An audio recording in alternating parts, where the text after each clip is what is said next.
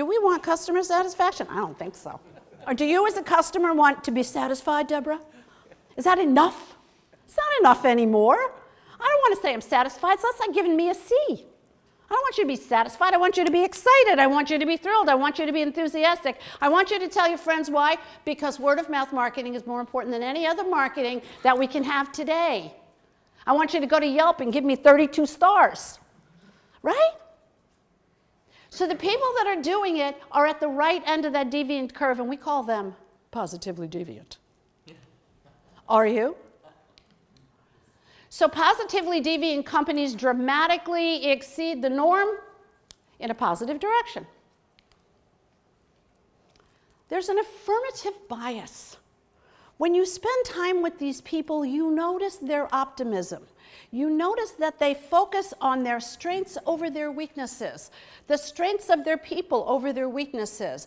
They're optimistic as opposed to pessimistic. You can hear that in the language and how we explain things to ourselves. And their language is supportive and not critical. Language is supportive and not critical, and you can hear that. They have a focus on virtuousness. They have a focus on their values. They talk about their values. They live their values. Their employees understand what their values are. They focus on the best of the human condition.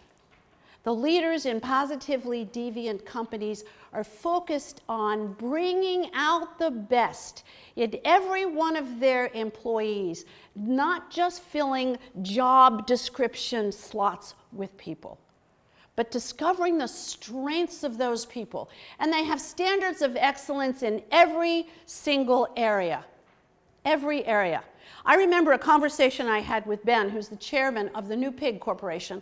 I've been fans of theirs for many, many years. They make materials that soak up hazardous waste and things like that. And I knew the owners of the company, the people that started the company, in fact. And I remember having a conversation with Ben once. And it was about their, what I called at the time, their obsessive focus on quality. I certainly didn't know much back in those days. So we were talking about the fact that they have a fill rate, so they're a catalog company, so they are putting stuff in boxes and bags and sending them out, and they have an outrageous fill rate of, 98.99% of their orders or something like that get shipped every day. And then they run all these analyses, and at the end of every quarter, they're doing all these Pareto charts and all that. I mean, they are just looking at how can we do better. And at one point, I said to Ben, I said, aren't you a little over the top here?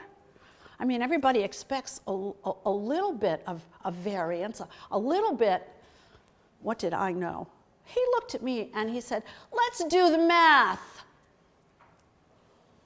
If we fulfill 10,000 orders a day,